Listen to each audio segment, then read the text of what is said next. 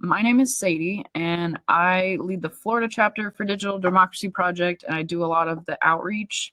So for those that aren't familiar, Digital Democracy Project, we are a nonpartisan nonprofit, and we're all about building a voter-driven system of government, putting more power in the hands of voters. And we're giving voters access to weigh in on legislation so we can show what the voters want from legislators and then compare it to how our legislators end up voting so we can hold them accountable. So I'm going to show you guys the resources on our website, and we'll start with a little explainer video, and then once we get through the resources, we'll go into like how to vote on bills if you guys aren't already into the Votes app or the mobile app or the web app, and then we'll go through some of the bills and discuss. I think there's about 10 or so recent bills we'll try to get through tonight. So we'll start with the video. Get this out of the way.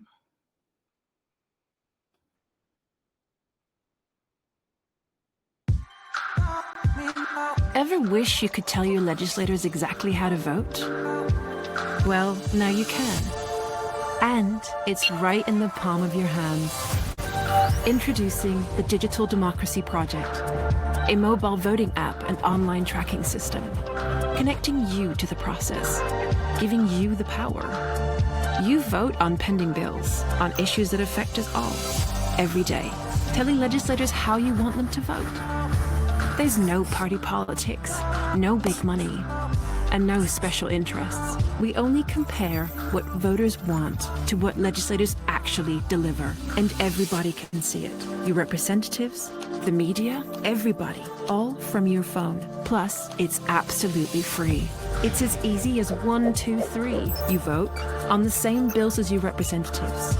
We track it online in real time, a running tally. Then we take score.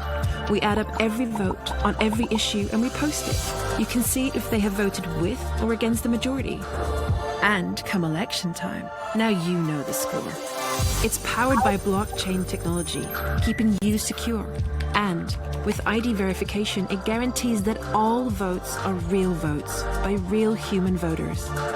And don't worry, we never store, share, or monetize your data. And we never will.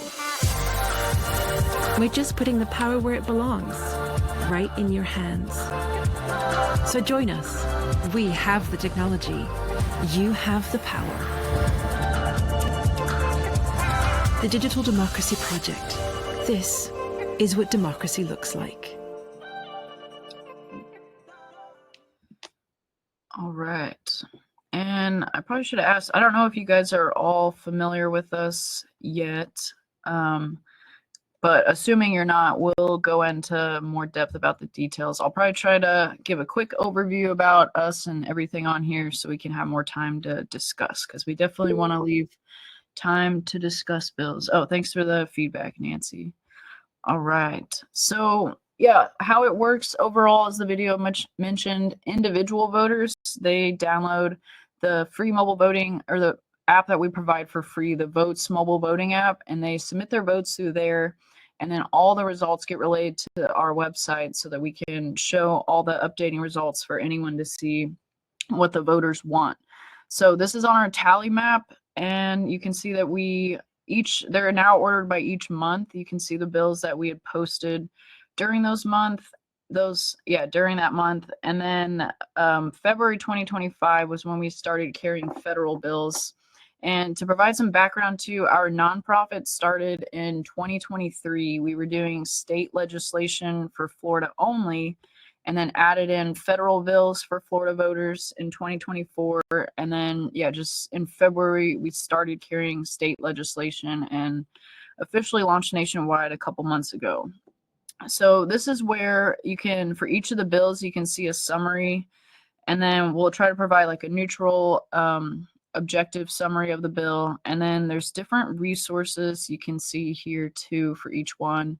This Open States Plural will provide like the status of the bill, any sponsors, co-sponsors, and any vote history about the bill. And then you can also see the full bill text, and the Kiala will show pros and cons about the bill. And then individuals like yourselves can come in and add if you want to make comments on the pros and cons or add some of your own. That's kind of more so to where anyone can kind of expand on their vote, their reasoning for voting yes or no, and yeah, get more into depth, provide more info. And then the pie charts here will show the results for each state overall and for the country overall, the raw totals and the percentages. So you can go through and select different states, see how voters in other states had voted. And then we also have a drop down up here too. So you can see the breakdown to the congressional district level, how different, like if you're a member of Congress, that's where you can go and select your district to see how voters in your district are voting. And then for states that we have state level bills, that's where you'll be able to see those at the state legislative session there. So we are carrying state bills. We'll continue carrying them in Florida. And then it sounds like Washington will be a new state. Cassie on the call, she stepped up to help lead our Washington chapter. And then Virginia sounds like will be another one. And then we're looking at Michigan, Massachusetts, Arizona, and Utah, I believe, are the ones. The vote team was working with us too to see about other states to get into. So if you guys are in those states, then you can keep an eye out for state legislation too. So yeah, there's quite a few bills in here. We got up to about 70 bills since for this year, for 2025. So you guys can go through and pick out, go through and scan like some of the older ones we carried. But I did want to point out too, this is also to where we're really focused on scaling up as a nonprofit. We want to get as many voters as we can weighing in, because this is really where we can get that power in numbers effect. The more voters weighing in, the more influence voters can have on legislators, more pressure we can put to influence how they're voting. So that's kind of where we really want to put that power back in the hands of voters. So yeah, if you know other people that might be interested in weighing in, we definitely like to get millions of voters in all 50 states staying engaged, weighing in on bills, telling legislators how they want them voting. So yeah, this is kind of the first part, the tally map, where you can see all the results for all the bills. And then after our legislators vote, we'll generate these scorecards. So for each legislator, you'll be able to see a breakdown for each bill of how the voters overall, if they supported or opposed the bill in this first column. And the middle column is their actual floor vote. So you can go through and see their voting record. And then the third column will just show like how often their vote matches how the voters had voted. So like for this first bill, his vote matched what the voters wanted, so he got a thumbs up. And then that proportion of how often their votes match is where this score comes from. So we're really trying to illustrate like how often the legislators' vote matched what the voters wanted, how well they're representing what their voters want. So each legislator will get a scorecard, and we're actually right now waiting until we get more votes from voters across the country before we post the scorecards for all members of Congress and all U.S. senators early next year. So we definitely want to get more voters weighing in, and then we'll have those scorecards before elections start coming around, before the midterms and such. So yeah, definitely another reason to get start weighing in, and then those will be for legislators to hold, or for voters to hold legislators accountable, especially at election time, to help them decide and evaluate their legislator, decide if they want to re-elect them or replace them. And then another feature that gets a lot of attention are bills scorecard, bills view page. So this is where you can narrow down the bills by different topics, categories up here. And then you can narrow down by federal bills or different states now that we're in, and different years too. So for tonight, we're going to focus on, I think there's about 10 bills that we'd carried since the last set. So for the rest of my explanation, I'll pick one that we covered in the last set. So I'll give you guys time to go over all the bills after this. So this was the bill that was proposed by the Democrats that would include funding the government, but also giving funding to the tax cuts for the ACA that had been gutted in the One Big Beautiful Bill. So that would have, if this bill had passed, it would have provided that funding back again. So just to give an example for like this bill, you can see the full bill text, the bill status again, the same open states plural link. And yeah, you can see this one was just introduced in the Senate, and this one did get voted on, but it did not pass. And I'll show you where we're displaying those on here. So it'll have the same map up here, the same results. So that one was 87% supported. And then for the votes on the bill scorecard page, you have the House and the Senate tab. So this one didn't come up for a vote in the House, but it did in the Senate. So if you scroll down, you can get more info, and then it'll lay out the vote results for each legislator, how they voted on that particular bill. So you can go through in the middle column and see how everyone voted. And then for the states that we did have voters in, you can see that comparison from what the voters wanted to what the legislator, how the legislator voted, and if it matched. And then you can see like more details about how many voters were weighing in. So that's another reason why we definitely want to get more voters weighing in, so it's more representative of more voters. So yeah, you can dig through all those, see all the vote records for all those bills, and then some of our newer features, you can also see we have impact statements now, kind of providing more info about what a yes vote means, what a no vote means, why organizations may support or oppose. And then we're doing a search now too to relay different organizations that have taken a stance on the bill. So you can see there's two organizations that supported and two opposed. And then we'll also now provide more info about these organizations, so you can kind of get more background about them, and it'll take you to their website, and then you can see different other bills that they've taken stances on too. So that's a newer feature. And then you'll also see this bot pop up in the corner. So we'll probably use this more when we go through the bills, but this is where we call them VoteBot. This is where you can ask different questions about the bill.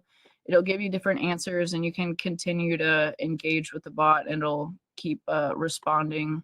So yeah, if you want more details about the bill, something I always like to ask is like, why was this bill filed? What was the background, the reasoning behind it? So yeah, it's really helpful for helping people understand the legislation. So that's kind of an overview about the resources on the website, and especially because we have a candidate on here, I do want to mention also that we're looking to connect with candidates and legislators who are interested in using our technology as a way to hear from their voters. So we can also help communicate that to voters about like which ones do want to use this resource as a way to hear from them to inform their voting.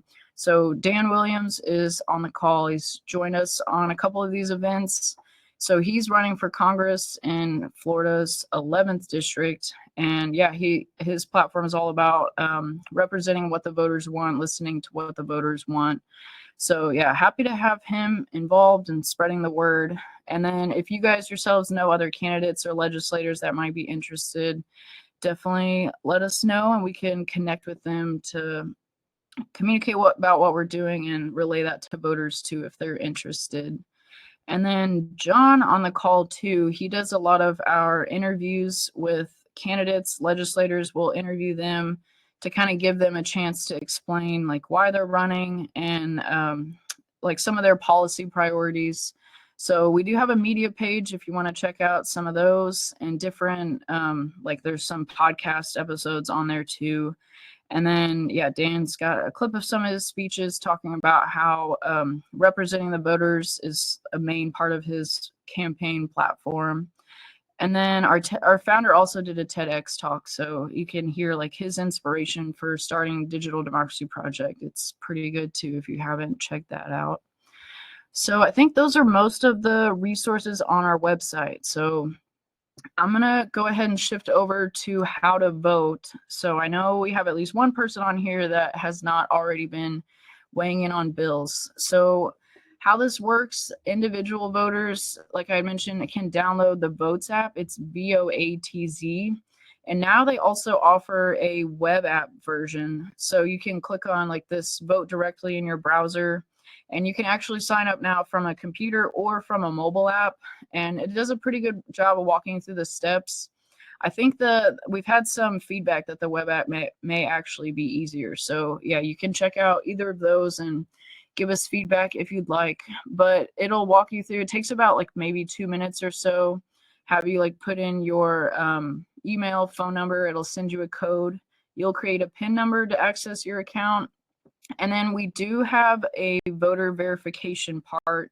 So we want to verify everyone's a registered voter. And the main reason so that we know these are real people, they are who they say they are. We don't have bots that are skewing the results or voters voting 10 times. And it also protects from like bad actors if people were to try to skew the results to misrepresent what the voters want. So that kind of really helps us know that it's an accurate representation of what real voters across the country, how they want their legislators to be voting. So that's why the verification part's on there. And yeah, we use the blockchain to protect like once you get verified, all your info gets deleted. And that's kind of why we partnered with Votes, because they're certified mobile voting technology. They've been tested out in hundreds of elections, and security is their top priority. So we want people to be able to trust that they can get verified in their system to be able to weigh in their votes and then have that that credibility with the results that we get from voters. So legislators also can't discredit and say, well, these are fake, I'm not going to listen to them. So it really carries more weight for voters that way too. So I know I threw a lot at you. I'm gonna pause there. If anyone has any questions, or if you want to come off mute, you can ask questions, or there's a chat button too for those that hopped on late. And yeah, if you're in, thanks Cassie for dropping that in there. If you're in Washington State or near the Seattle area, you can connect with Cassie and get tuned in with her about state legislation for Washington especially. But yeah, if anyone has questions, comments, feel free to come off mute or drop something in the chat before we dig into the bills. Sadie, I think a question that I have, and you can point me to resources for this or if there's something to link. Some of the questions I've been getting recently are about the security around Votes app. And so anything that you have that we can talk about now, or you could share and I can use that would be awesome. There's a different app that came up today for like King County elections and what they've been using. And I'd like to run a few comparisons to help them get familiar with DDP. Okay, gotcha. Yeah, we do get asked a lot about the Votes app. They do have a website too. There's a little more info on our website about them. I think this will take you to... So I always tell people about the Votes app that the current government is actually using it for deployed military to vote overseas. So it's already being used by the government. So that's kind of one big giant hurdle for them. So that's kind of the fun part. But Cass, do you know what they're using by you? Yeah, I wrote it down. Let me see. They're using Democracy Live, and they've been using it for like 13 years or something. Yeah, and so I have not done, it was just on the call right before this one, so I haven't done any deep dives yet, but would love to like look at those in comparison, because it also, my point, Dan, was like, this is what our deployed military gets to use whenever they're overseas. So it would be great to see like what are some comparisons, because if they're already very comfortable with Democracy Live, I don't think it's a big reach to I don't know how we would compare to them, but I know that when you scan your ID, we only use it to verify that you're the person that you say you are, and then we compare it to the voter rolls and make sure you're a registered voter, and then we delete all of your personal information. So what we do is we create a unique token on the blockchain saying you have been verified. And then it kind of works like cryptocurrency, where you can't, it algorithmically all fits together in a certain way, so it can't be faked. And then all your information gets deleted. So there's no possible way that somebody could hack our system and get any of your information. You just have a unique token on the blockchain saying you are a registered voter. So we don't track anything as far as like your party affiliation, your voting history, anything like that. So this is all completely anonymous. All you have to be is an American citizen who's registered to vote, and you get a voice. Awesome. Thank you. Yeah, we can dig more into, I'm not very familiar with democracy. Yeah, and it might not be a conversation for today. I could put a note in I'm looking into them right now. So Okay, perfect. And I'm doing the same thing. I'm like reading it and I'm like, ooh. I need to get And they're clear funny about as- their exact, like, what is their question or issue around security versus like, if it's secure, is it that they think someone else will jump in and vote for them? Is it like, oh, my data is going to be saved, or you're going to, misrepresent me in that? Like, which one, what actually is the situation there? Because Seattle is, and Washington State is, vote via mail. So paper ballots in a box. That's how they are used to voting. So electronically is a different thing altogether. Gotcha.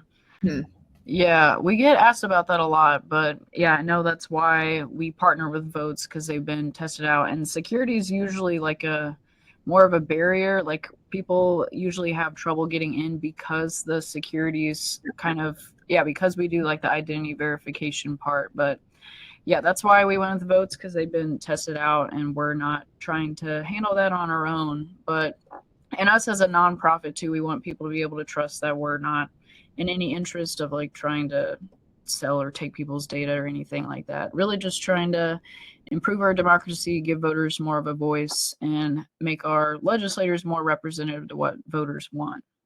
So yeah, we can continue that on Slack too. And did anyone else have any questions or thoughts before we jump into bills?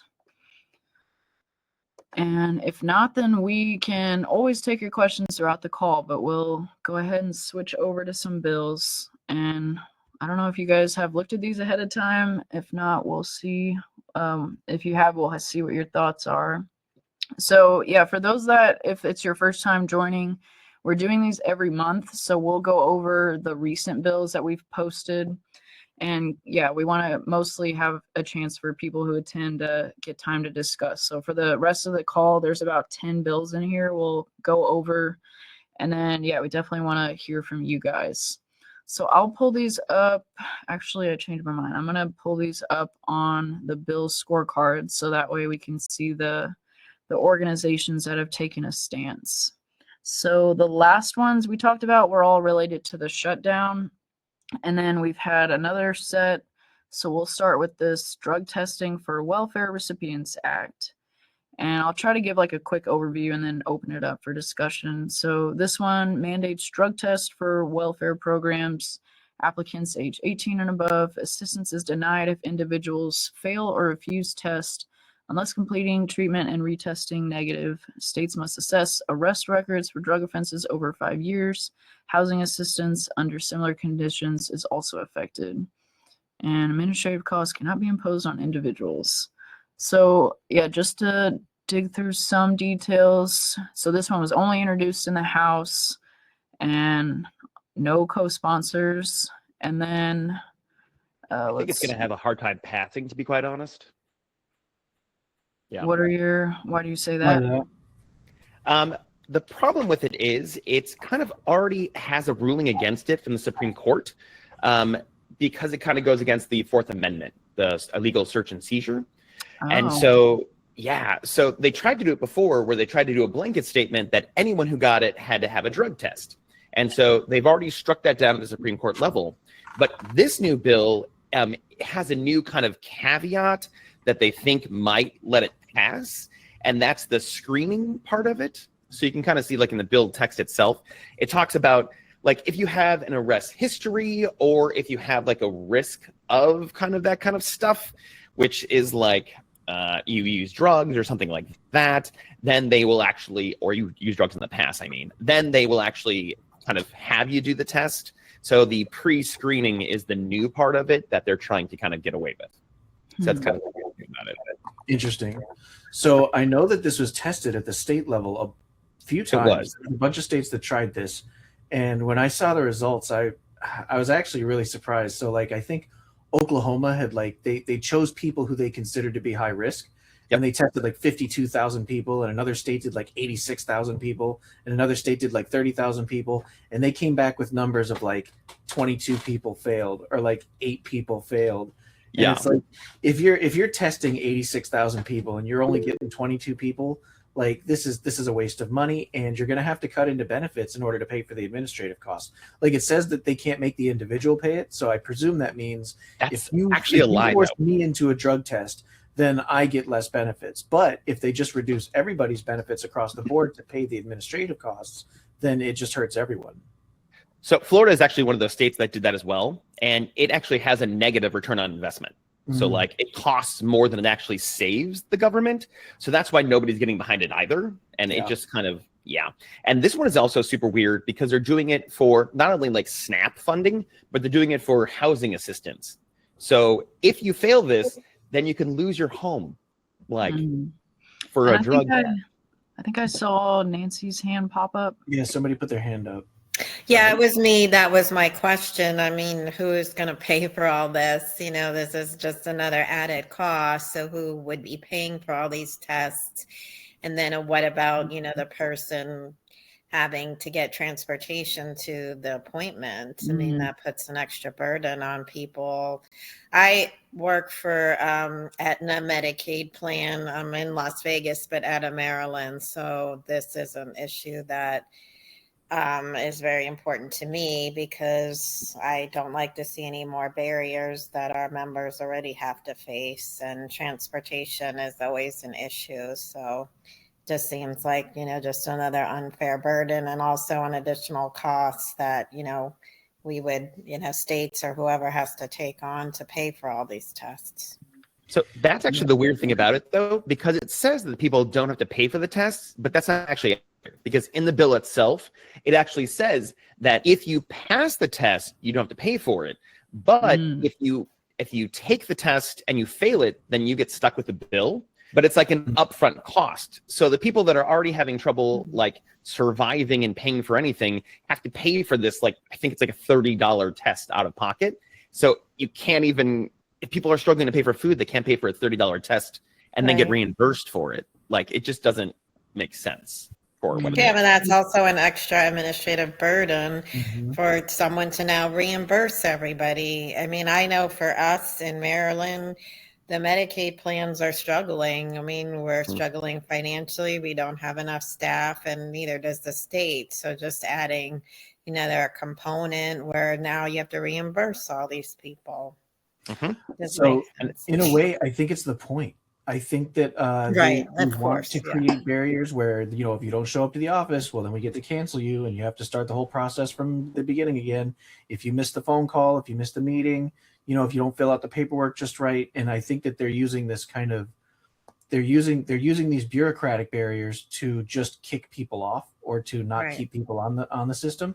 And then also they like those higher administrative costs because not only does less money get to the people that need it, but also I think 10 years from now, they get to go and do the math and say, oh, look, the administrative costs are 25%. They're 30% of the budget. This is a wasteful program. This is you know, we can't afford this government bureaucracy. And then it creates an impetus for them to just cancel the whole program altogether. So one other weird thing about this is it weirdly targets states that have passed marijuana laws as well. So like a state like California, right? So the text in the bill says that we're using like the federal drug list, and marijuana is not legal on a federal level. And so somebody could actually lose their SNAP benefits if they legally do marijuana in California. That was one that I had asked Votebot. Was it? Yeah. He gave a good answer. That's about what he said. Yeah. Okay. And also it has like an enforcement mechanism in it as well. So if the states don't follow this, then they get their funding cut by 15%, which is a giant number, because usually penalties are like somewhere like 1 to 5% usually, but 15% is a huge cut for a state that doesn't follow that. So then it becomes a weird thing for like California, New York, or Colorado that have those marijuana bills. Like, how do they make this work? And the answer is they don't. And guess what? They're blue states. True. Just to come. Cruelty is the point. I was gonna point out. Oh, did you have something else? Nope. Okay, I was gonna point out too. I forgot to I hadn't mentioned. There's a button on here too that says "Vote on this bill," and that will actually, you'll see it on each of the Bills View page. That'll take you to the Votes web app, where you can go through. If you're already logged in, all you have to do is put your email, phone number, enter the code that it sends you, and then you can see all the bills, and you'll be able to vote on all the federal bills. And then if you're in one of the states we're carrying state legislation, we'll keep all these bills open until that current session ends. So, and if you're not already signed up, then that'll still direct you to where you go to sign up for the get into the votes, create your account, get verified. So I think we'll jump into the next one. I don't know if let me know if I missed anything in the chat. So we got this one I noticed did pass. So this one, Bottles and Breastfeeding Equipment Screening Enhancement Act, aims to improve the hygienic handling of breast milk and baby formula during TSA screenings. TSA is required to issue guidance to prevent contamination of these items and consult with maternal health organizations. An audit by the Department of Homeland Security Inspector General will assess compliance and the impact of screening technologies. So yeah, you can see this one became law November 25th. And yeah, bipartisan bill. And if you want to dig in, that'll show you more about that, like the dates and everything. And then as far as the organizations, a couple supporting, none opposing. And then I'll show you this a little bit and open up for discussion. So that was 83% support for the country. And then I know they said, I looked into this, the House, it was a voice vote, is why we're not currently showing like the breakdown. So it basically just passed without everyone going through individually voting. But then, yeah, we do have votes over here for the Senate. So I think everyone voted yes on it, though. So not much to look at here. But that is also an example of why this score was really high up here in the corner, because so many voters supported it and so many legislators voted in support. So it seemed like a good outcome. So any thoughts on this one you want to share? Anyone? I have a couple. The reason I think it actually passed without kind of any real challenge is that it was a clean bill and it was very, very short and very, very to the point, because it was actually trying to fix a previous bill that they had where they would let people bring breast milk through TSA. But the problem is they didn't really clarify about how to do it or what was allowed and what wasn't allowed. And so I think just by kind of patching it, that's why nobody really fought it, in my opinion. But actually, I think it's true. Yeah, I was curious, like, if this happens a lot, like where it came from. It came from like, I think like a famous, like an influencer went online because I think she had to like dump probably a couple gallons of her breast milk, because the problem with the whole entire thing that comes about with this is that TSA doesn't know what to do with it. And so they would often like break the hygienic seal of things or put like a dipstick in it so they could test the milk wasn't something else. And by doing that, it contaminates the whole bottle of whatever it was. And so then it kind of defeats the point of bringing it on there in the first place. And so the other thing it does is fix like weird other loopholes because they didn't clarify about the stuff that goes with the breast milk. So usually that's like frozen gel packs and like ice things to help it keep cold. So they would sometimes let the milk go through, but not the gel in the ice packs. And so then by the time the plane lands, the breast milk is also contaminated and can't be used. So, right. I think that's kind of really all it did. The other kind of cool thing that it does, though, is it gives, oh gosh, I forgot what it was. Let me check my notes. I got it. Director of Department of Homeland Security has to actually follow up on this. So anytime that it happens, they have to maintain data and like keep records of it so that the Congress can go back and then check on it later. So it's kind of like the enforcement method for it, which they didn't have that before.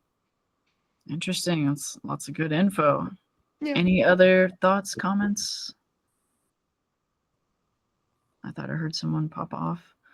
All right. If not, we'll see which bill we have next. Where are we at? Veterans Compensation Cost of Living Adjustment Act. So this one aims to increase, starting December 1st, 2025, the compensation rates for veterans with service-connected disabilities and for the survivors of some disabled veterans. Adjustments include benefits like wartime disability compensation, additional compensation for dependents, clothing allowances, and indemnity compensation for spouses and children corresponding to Social Security increases. So this one, I don't remember. Okay, this one did become law. Yeah, it looks like November 25th. And yeah, I do remember there were lots of sponsors, co-sponsors on this one. And then let's see, organizations, only 3 supported. And I will say too, this does like a search for it, and we're really trying to make sure they're explicit support. We don't want to put a org on here as supporting or opposing if we're not certain that they are explicit about it. But we can also add organizations on there too. So if you're with an organization that ever wants to take a stance, we can also add that. So yeah, 93% support.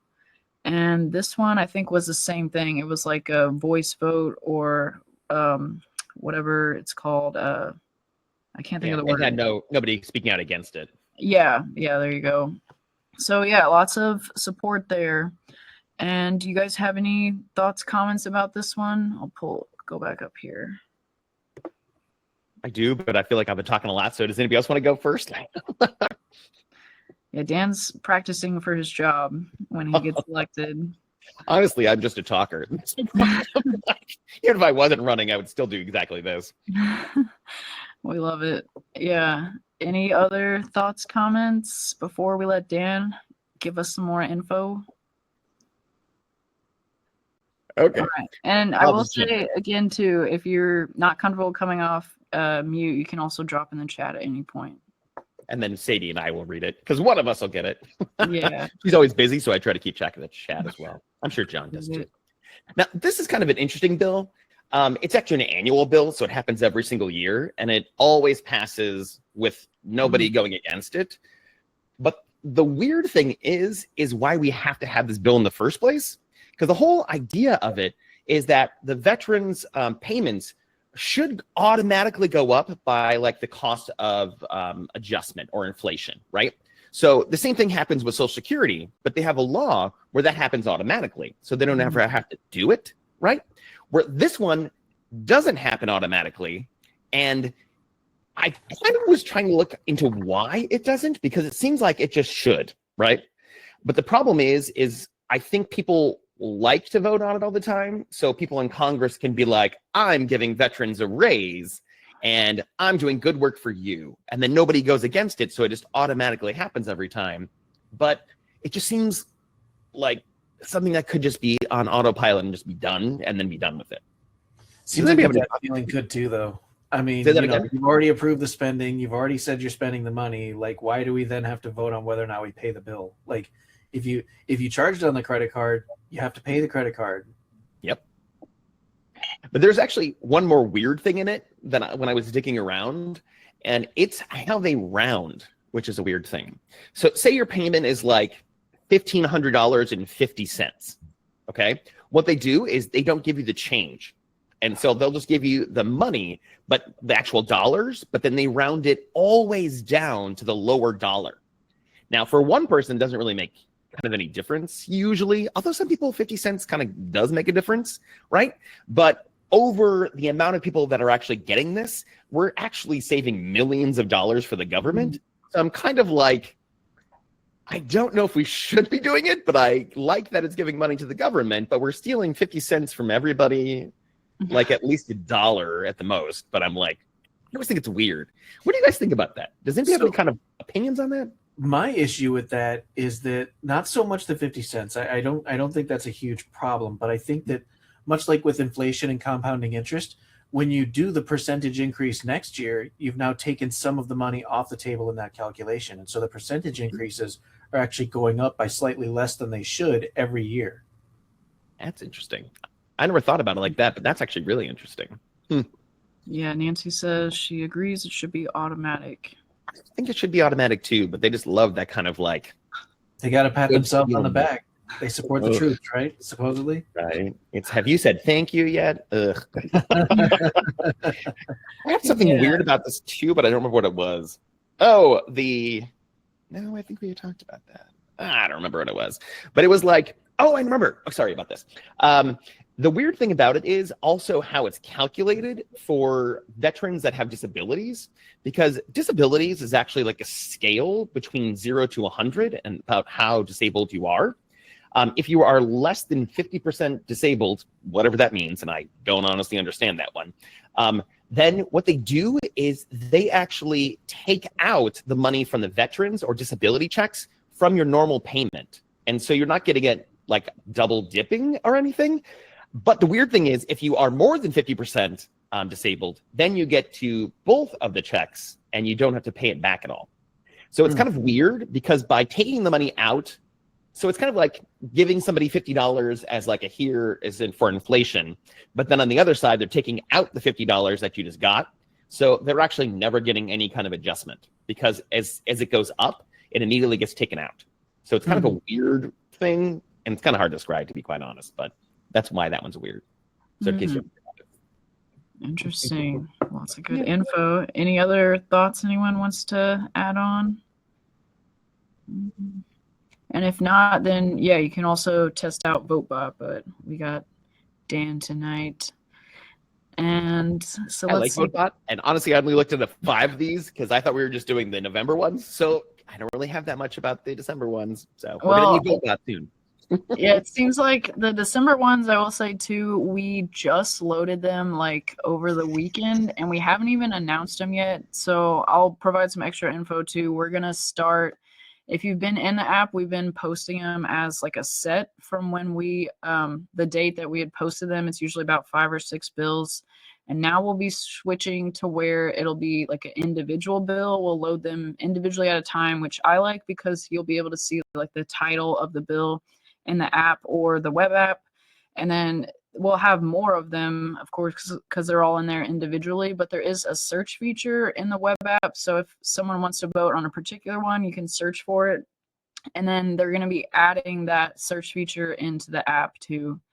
And yeah, I know Apple will be doing some updates in the app too. So if you're ever having issues with the app, the web app shouldn't be as like it's not up to Apple to have to update that. So yeah, you got 2 options now to vote, but yeah, you'll start seeing the bills in there individually. And then it sounds like we'll be able to put them into the app at any point, but then we'll get into a habit of just announcing the new bills, like maybe I think we had decided like doing the federal bills on Saturday and the state bills on Sunday. So hopefully we'll get in a routine where every week you'll get an email about whichever bills are in there. So yeah, that's why a lot of people hadn't been notified yet of the December bills. But I know the 2 healthcare ones are a little, they have more details behind them, but the other ones are kind of more straightforward. So I think we have 2 more from November, and then we'll jump into those. We got about less than 15 minutes left, so we'll see how much we get through. So this one, preventing woke AI in the federal government, aims to make Executive Order 14319 a permanent law, and that executive order focuses on stopping the use of woke artificial intelligence within federal agencies. By codifying this order, it seeks to ensure federal AIs do not use cultural or social biases in their operations, promoting fair and unbiased technology use. And yeah, so let's see. That one is introduced in the House. Quite a couple co-sponsors on that one, and we got no organization supporting, couple opposing, and this one was 75% opposed, 22% support. And I think I'm missing something in here. The long-term plan is to have it. Oh, gotcha. Yeah, thanks, John. Oh, Nevada. Yeah. I should say too, that's a good thing you asked. In 2027, we're hoping to have all 50 states doing state legislation, which is a big goal, but we have a lot of dedicated people on our tech side of our project, so they help us like automate things. And then it's also really helpful to have people that are helping to relay bills to us, especially if you're tracking bills at the state level. And we'll drop the Slack I can probably go ahead and drop it in the chat, but we also have a Slack channel for people that aren't familiar. You can join our Slack channel. It's kind of like a way to message, stay in touch with what's going on, and then especially relay bills to our team. So yeah, anyone's able to join, and you can relay info, or if you have questions about anything, you can drop those in the Slack too. And what else did I miss? Every citizen should want to participate. I love to hear that. Yes, we want to help make it seem really inviting, accessible to everyone to be able to participate, because building a voter-driven system of government, that's where we really want more voters weighing in. So thanks for that feedback. All right, and if you have more thoughts, definitely feel free to drop them in. Does anyone want to relay any info about this bill, the woke AI? There's no definition for woke. And even when they try to unwoke AI, they stay woke. Like, I don't know if you've seen Elon Musk's attempts with Grok, but Grok... Mega Hitler? Yeah, Mecha Hitler. Even with that, you could still ask Grok reasonable questions, and he would still appear woke by most of these definitions. So... Yeah, this bill also has no chance of passing. Really, the only reason that they did it is because the person that actually brought it up, I'm sure, was trying to appease Donald Trump with this one, because it really only takes one of his executive orders, which when the new president comes in, they can be easily undone. But if they codify it into a law, then it takes a lot more effort to get it kind of out of there. Right? Now, the idea behind this, though, is it's only going to be for government use AIs. That's kind of the little caveat for it. And the other weird thing is kind of what John was saying, that there is no definition of woke. And then the bill actually tries to define it, if you go into it a little bit, because it defines it as like diversity, equity, and inclusion. So any kind of DEI, there's transgender in there. There's like a ton of stuff that you're just kind of like, why are they putting this inside of the bill? And the other kind of weird thing about it is that how would a company prove that their AI is neutral? Because there is no such thing as like a neutral anymore. And so then they would have to start disclosing their algorithms and like the prompting nature of AI, which they're not going to do that for the government, because it's basically giving away all their secrets. And I can't picture it ever being done at all. So that's my 2 cents on that one. And I teach computer programming for those people that haven't met me yet. Like, I am a college professor and I teach this. So, yeah. Yeah, seems like a very interesting bill. Yeah. One other quite a quick thing. So I also have a thing where I keep track of Donald Trump's executive orders. So every single time one comes out, it's called my Trump tracker. It's on my website. And it goes through AI and it gives it a danger score about how dangerous that executive order is. So because he was putting out so many, like, all the time, that people were getting confused about which one's important. Like paper straws, nobody cares about, right? But like AI, probably people care about. So my AI gave this a danger score of 75 because it's not defined well. It can really choose what the government can do with their AI, which is kind of a weird thing as well. And then it's kind of everything that we already talked about. So it has a high danger score. Okay. If you want to drop your website in there, if anyone wants to check that out, feel free to. All right. For the sake of time, I think we'll jump into the next one. Where are we at? No anonymity in ICE, or Immigration Enforcement Act of 2025, requires U.S. immigration ICE agents to not wear facial coverings during enforcement operations, ensuring clear identification with garments displaying their name and agency. Exceptions allow for protective gear and major threats of safety, and compliance penalties. So this one, let's see, has only been introduced in the House. Looks like lots of Democratic co-sponsors. And we got some, interesting. Lots of Office of Attorney Generals in a lot of different states support the bill. And a couple oppose. ICE shows up as its own. Interesting, opposing. And let's see where the voters were on this one. So we had, that one's, 92%, lots of support for that one. So yeah, open up. Any thoughts on this bill? So it surprised me at first to see all those Office of Attorney General supporting this bill, but then I remember hearing a case. There was a guy walking down a sidewalk, and there was an ICE agent who was presumably off duty and maybe coming into work in like an F-150, and he drove over the sidewalk through the parking lot and hit the guy with his truck. And then when the guy tried to get the guy's like information, he drove straight behind the gate into the secured zone. And then he went into the office and he started asking people like, hey, who is that guy? I need his information. And he called the police. Everybody was like, hey, we don't know, bro. Sorry, man. And there was basically absolutely no possibility for accountability for that guy who basically ran a dude over on the side of the road. And so by having no identifying information and by, being able to hide all of your work status and your position status and all that stuff, there's no accountability. So the attorney generals who want to resolve that for the citizens of their state can't do it. The people are above reproach here. So I can see why attorney generals have a problem with them operating with anonymity. Well, just think about it. Anytime that they take someone away, how do you know where they go? Who took them? If they have questions or if they have a legal right, how do you get that person to even talk about it? Because you're like, it was mask man number 4. Like, what? True. Yeah, they're just constant plausible deniability whenever laws are broken. Yeah. Well, that's exactly it. It literally, I had to laugh out loud when I saw that ICE opposed this. Like, that's just so funny that they let them weigh in on it, because I'm like, what?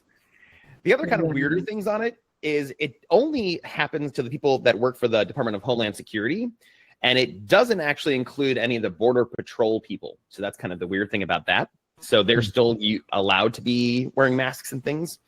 And the other thing that's kind of cool is a lot of ICE right now is like third-party people where they're actually hiring security firms, and this law actually applies directly to them as well.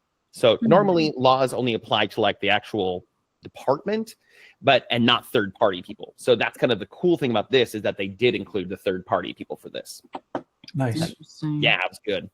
I think I had one more weird thing about it. Oh, people were fighting back against it because like the safety gear that they wear, like the riot masks and things like that, they're not allowed to wear it for this bill.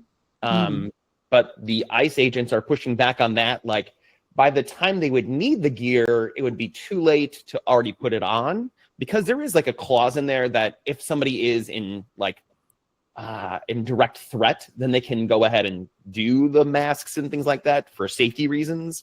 But that's kind of the only thing. So they're like, by the time we need it, it's already not going to be on us. So that's why they're pushing back, which I can see. But at the same time, like, there are other ways. Yeah. All right, I think we're getting close to the hour. I definitely appreciate all the input on those bills. So I'm gonna quickly jump through just to like touch on the last ones. So I know we had Lower Healthcare Cost Act. I'll just jump in here real quick about extending the premium tax credits until 2028. And yeah, that one sounds like about kind of the cuts. There's been a lot of attention from the cuts from the One Big Beautiful Bill. We had a Healthcare Freedom for Patients Act for 2025. And yeah, that one about receive contributions from their health savings account, supporting low premium health insurance plans. So yeah, if you guys want to go through and look through these some more. And then I was surprised too, I looked at these, a joint resolution terminating the national emergency declared to impose tariffs. That one actually, surprisingly to me, passed the Senate. Yeah, so you can go through and see, I think it was like Rand Paul and McConnell were two that had voted. The one for Canada, right? Where they were trying to get Canada's tariffs removed. I think they both passed. Seems like all. Yeah, if we're removing the declaration of national emergency, then it removes the entire justification for all the tariffs. Yeah, true. But yeah, there was one specific to Canada too, and that one did pass as well. Yeah, and then it's actually being talked about in the Supreme Court as well. So okay. Let's see who gets that first. I saw Jerome Powell came out. I think he gave a speech yesterday, and he got asked by a reporter about inflation, and he said that if it weren't for tariffs, inflation would be at like the high 1s or low 2%. So he basically said like all this additional inflation is because of the tariffs, which isn't, the administration's not going to be real happy about that. But not that they like Jerome Powell anyways. I was going to say, like, Trump's been trying to get rid of him forever, so I don't think it matters. Which is weird because he blamed Biden for appointing him, even though it was Trump that appointed him. So that was good time. Yeah. Well, that kind of stuff just makes it even funnier. Because, like, who hired this person? You hired this person. Yeah, and I think the last bill that's in here too was a joint resolution to direct the removal of the United States Armed Forces from unauthorized hostilities. So this is going to be focusing on the Venezuelan boats, right? Sounds like it. I think it is. When I heard it, I thought it might be to try and remove National Guard where they're being deployed in states, but I think this is more aimed around not bombing people as a cover for regime change. Yeah, I know it said like basically putting it back to Congress has to approve first. But yeah, I know since we're at the hour, in case people have to hop off, I definitely want to thank you all for jumping on, attending, and thanks for all the feedback that you guys for engaging in the conversations too.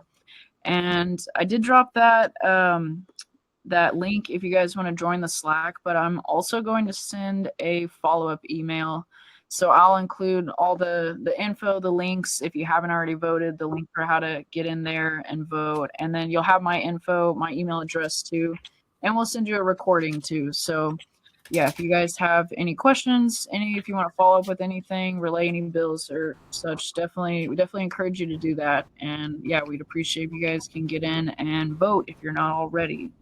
Yeah, thanks. I would just want to say thank you so much. This was so informative, and I did appreciate Dan and John's take on these bills. It's really insightful. I could listen to you two on them all. And you're so knowledgeable, but thank you. I learned a lot, and I did just pass this on to my Good Trouble group, encouraging them to get involved as well. Maybe we can get everybody in our group involved. Oh, thank you. Yeah, we also do this. We also do this every month as well. Sorry, go ahead. Yeah, either way, we can always schedule a presentation if you'd like one directly to your group. And then, yeah, next month we'll have one. Was it the 13th? I think was the date I had picked, but I'll include it in the follow-up email too. But yeah, if they want to join next month, you guys can definitely join again for the more recent bills too. And it was the 13th. January 13th is our next one. Awesome. All right, great. Thank you so much. I enjoyed Thanks for joining, everybody. Yeah, thank you. You guys have a good night. You too. Bye.